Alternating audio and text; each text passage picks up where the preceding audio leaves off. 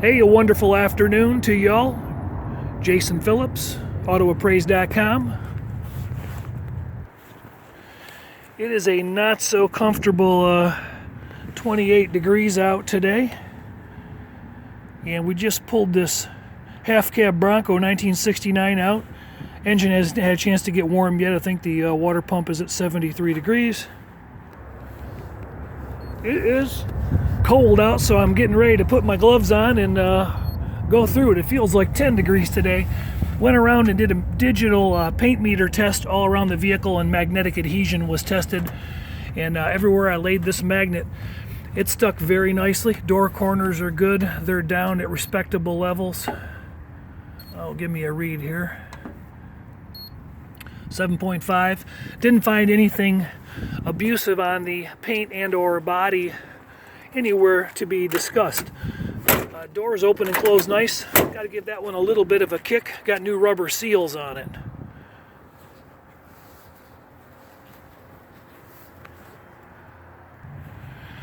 It's a half cab Bronco Sport. They started these in 1967.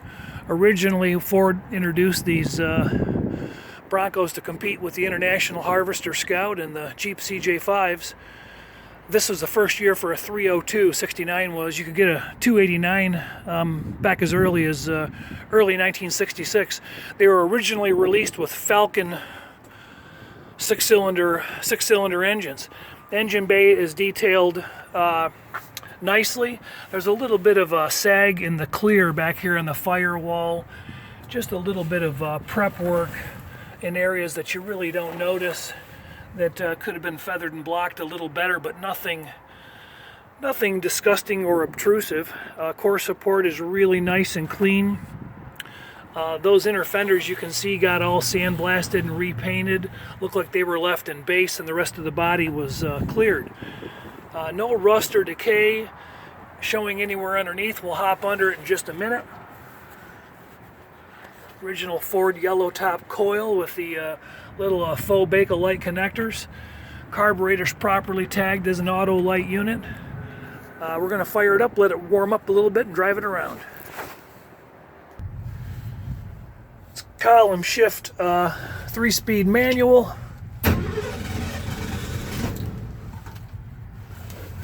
I guess we could employ the choke a little bit, eh? Maybe probably not that much.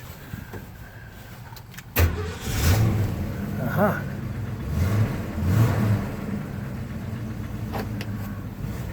Might need to leave that on for a minute. Gauges are firing up. Look like we got oil pressure. Alternator seems to be churning. I'll make sure I'm not in gear. Engine's churning away cold.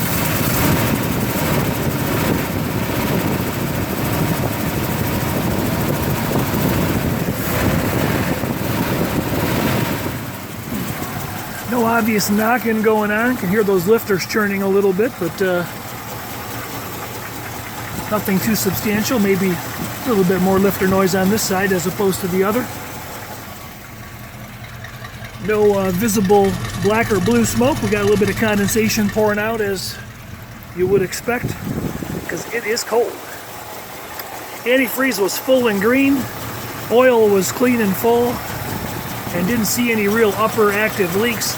Looks like at one time there's a little bit of pink slash purple sealer they put on the thermostat housing and there at the water pump. We'll let that run for a while and see if we make anything of it.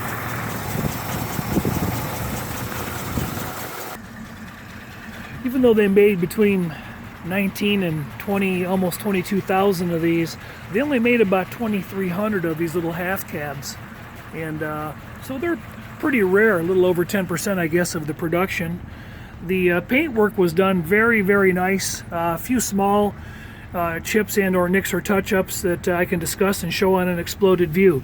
The back side of this cab, a little less love and attention was given to it. There's a sag in the clear right there and a little bit more orange peel.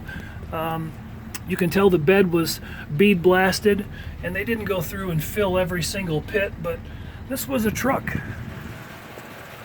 The reflective quality is really nice. I held up a business card slash magnet and read it from almost 2 feet away. Bold print's really easy to read on the side of it. So the paint flowed out very, very nice. Color match is really good all around the truck. And the small flaws were little ballpoint pen size nicks here and there in a couple locations. Not many. It's showing about 9,000 miles. Let's take a peek underneath it. Starting with the front suspension, you can see that the components are detailed nicely. The backing plates front and rear are really clean. Most everything's painted chassis black, but you'll notice the brake lines and the cotter pins, castle nuts, bushings, etc. They don't have black paint on them. Steering box, a little bit of a drip right there. But it wasn't like somebody just sprayed everything black down here. It was all taken apart and detailed nicely. The frame rail extensions coming out to the bumpers. There's no stretches or tears in the die holes. And going back along the rail, back into the spring pocket, everything's nice and smooth and clean. Just got a couple snow flurries going on. Inner fenders are super clean. You can see all the bushings and hardware were changed. Been running about 6 or 7 minutes so far, no leaks on the ground.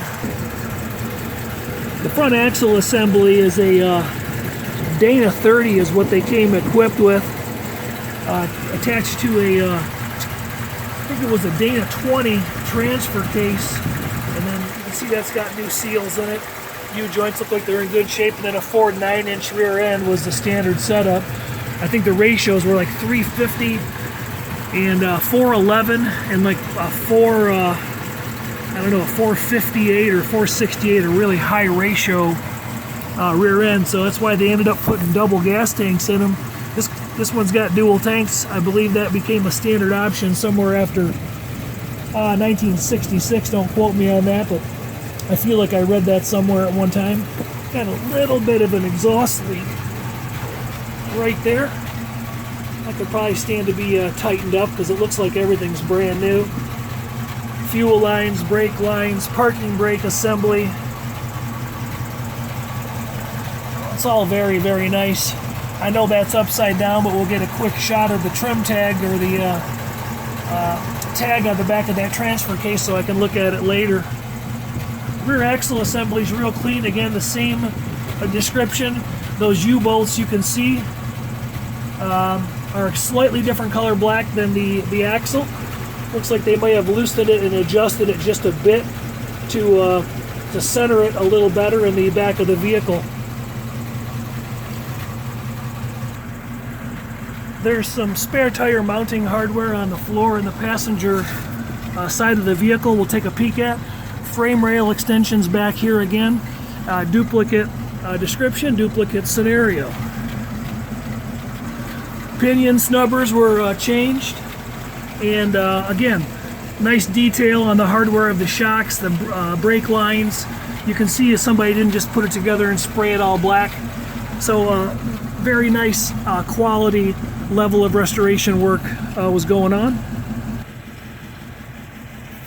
If you've ever seen any of my other videos on my YouTube channel, and feel free to check them out at Auto Appraise's channel. I've got over 550 videos up. Got a handful of these old Broncos, and I've gone through and done them from Michigan down to Memphis. 69 was an interesting year, not only being the first year for the 302, I think it was the first year for the pleated parchment interior. I know it was the last year that they were emission free. I think 70 is when they started doing the emissions on them. And this has got vacuum wiper set up. That looks like it's all been redone. But I was thinking that 69 was the first year for electric wipers that would sweep kind of not quite symmetrically. I'll have to do a little research on that and see, but maybe it's set up with 68 wipers. Who knows? We went through all the functions. I'm going to get inside and turn the heat on because I know it works. And real quick, we checked all the lights. The VIN tag is properly mounted where it should be there in the glove box. Glove box liner is new. The hold strap is new. Looks like the dash pad is a new reproduction from LMK or similar. Paint's done really nice in the cab. Seat moves forward and backward as it should. Seat belt equipped. Sill plates are in nice shape. Maybe a couple small little chips. Door corners are in beautiful condition. I'm sure doors were probably serviced and changed. And little more than a 3 or 4 finger effort, and the doors close up nicely.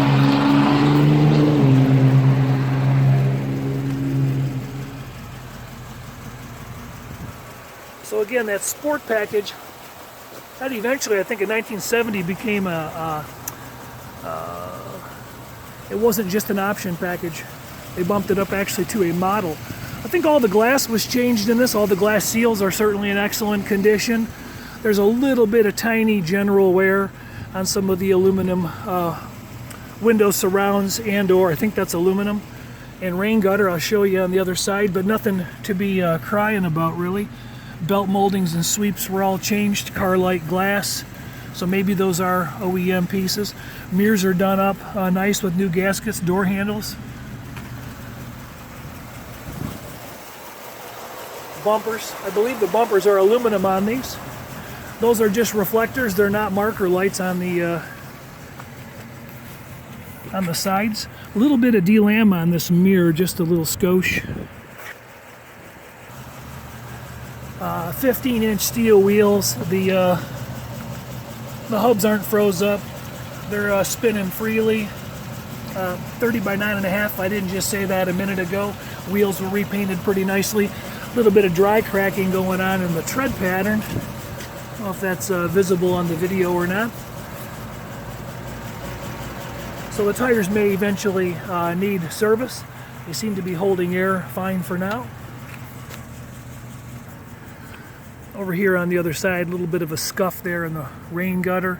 Just a few little hairline scratches. Pretty hard to not have any wear at all. I've been pausing my camera a bunch. We've probably been running close to 20 minutes. This thing's a little bit fluky here. Let's get a reading. 199, 187, what do we got here? 206, 205, 207. So looks like we're probably set with a 205-degree thermostat is what my guess is.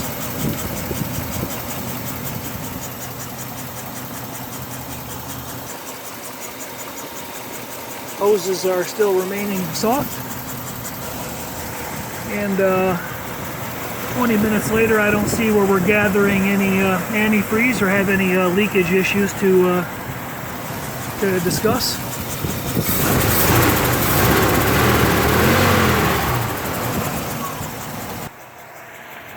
The hood opens, closes, and latches as it should. The lines look pretty good, front to rear. Again, this was a truck. The headlight assembly panel has just a little bit of inward movement there, and on this side we have a little more motion, or not motion, but a little more inny outy. But there's probably no reason why this fender couldn't be loosened up and moved in a 1/4 of an inch if it bothered you. Now again, they fit together as trucks, and as you get back to a decent distance from it, it really doesn't stick out and grab you much. The thing is, I never know how picky my clients are going to be, because often I don't ever talk to them before I get out here, like today, for example. I know that the truck is being advertised as a very, very, very nice show truck, and certainly it has showable characteristics.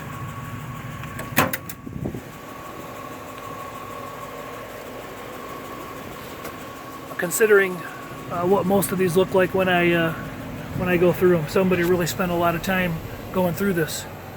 Oh, we might have just ran out of gas. Alrighty, we just got a little bit of gas poured in both those tanks. Let's see which one. Thank you, by the way. Let's see which one is operable. Actually, let's check them both, huh?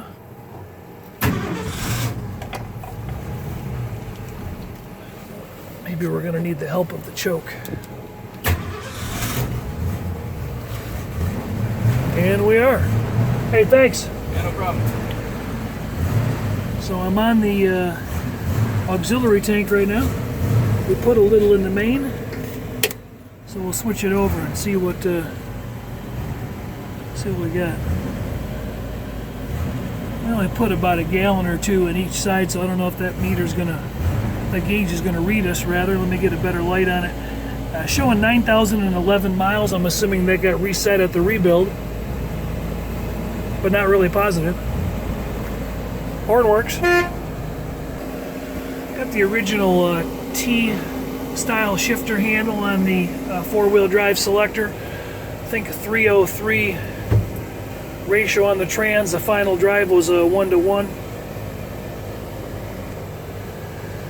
These trucks have the suspension of a church pew. A little bit of a nick in the edge of that mirror I missed earlier. A little bit of a shudder upon engagement of the clutch, but nothing horrific. In the winter weather, as you can see, we're having. I'm not allowed to take these things out on the salty roads. So I'm just going to run it up and down the service drive here, put it through the gears, and make sure that that it's operable. No power steering, no power brakes, no air conditioning, just your basic raw truck. Those options I don't think were even available until the later models. I don't remember which year. Speedometer appears to be operating, and the odometer is turning.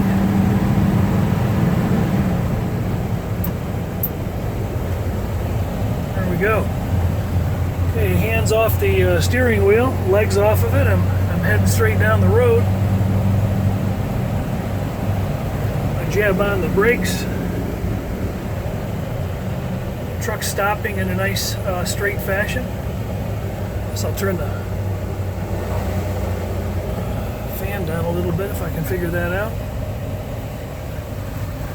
It is hard to steer a vehicle with no power steering while you're holding the camera and shifting a manual. But I can do it. Jason Phillips from Appraise. I've handled a few of these before. If you need inspection service like this anywhere in the country, we got about 300 guys on the ground doing inspections. Most of them aren't shooting videos and trying to make something happen while going down the road. We shoot pictures and write reports, but this customer opted to have a video report to kind of ride along as if he were here, and that's what we're trying to do. If he was here, I'd make him hold the camera. Got good acceleration. I don't really hear any bumps or rattles. Get it up to maybe at least 40, 45 here. Jam on the brakes one more time, and you can see it's stopping nice and straight. Again, the truck's already been running for 20, 25 minutes.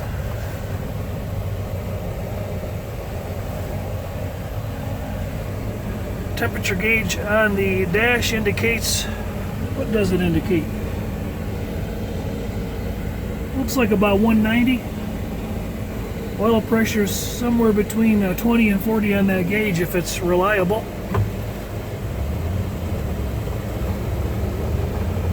Turn signals are working, brake lights are working.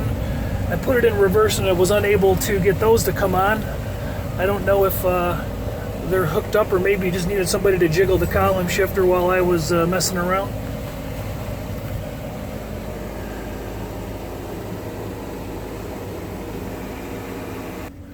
There we go. I got the fan off, defroster, and temp controls are operational. I don't know if that AM radio's kicking or not. I don't think so.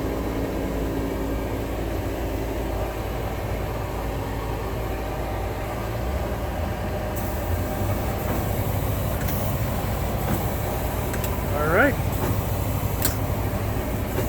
Those work nice.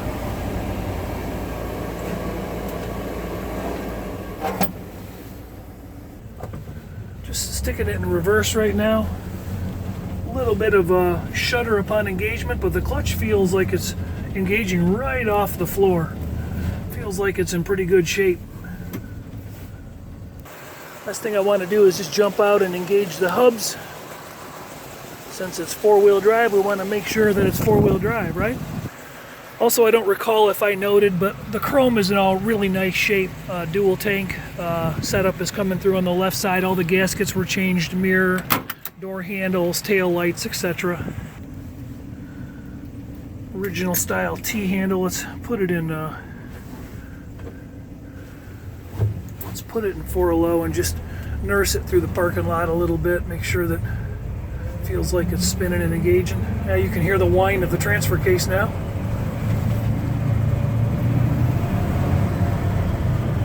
Yep. Pop it up into 4 low.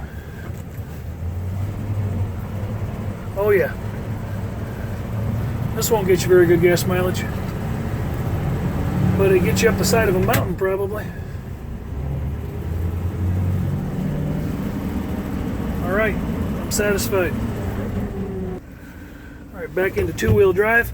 I'm going to wrap it up. Jason Phillips from Auto Appraise 800-301-3886, 1969 a Ford Bronco half cab. Made about 2,300 of these units. I don't know as I've ever driven one, and driven a lot of the other ones before. Good running little truck though. Well, I tell you what, it's a lot easier to steer with 2 hands. Alright, thanks for watching.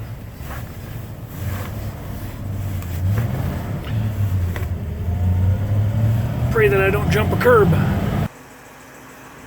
I'd wrap up by saying it's a pretty good truck.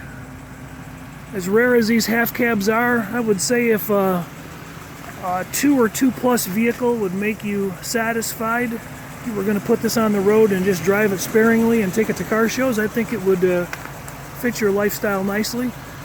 I don't know if I've ever called anything in my life a number 1, but there's really no large glaring gaping flaws or issues.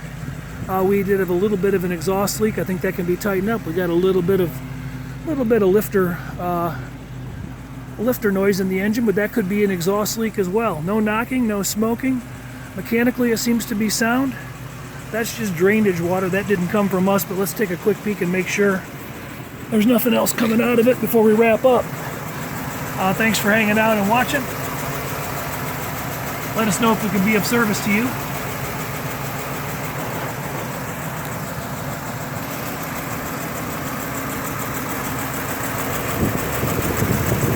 No other ills to report.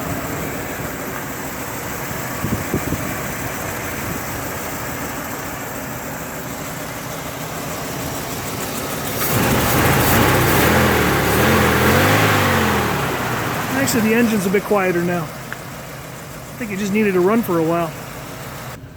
Well, the last point to mention was that I did flip on the emergency flashers, and they might not be operating correctly, but they're operating. Paintwork inside is real nice. I didn't show the interior too closely. New pedal covers. Carpet's real nice but black and hard to see all the light. Again, the seat moves, cover's been changed, seat belts are in good shape. Those look like actual units, original ones, you know, with some wear to them for sure. Door panels, armrests all changed. Okay. And both gas tanks are working.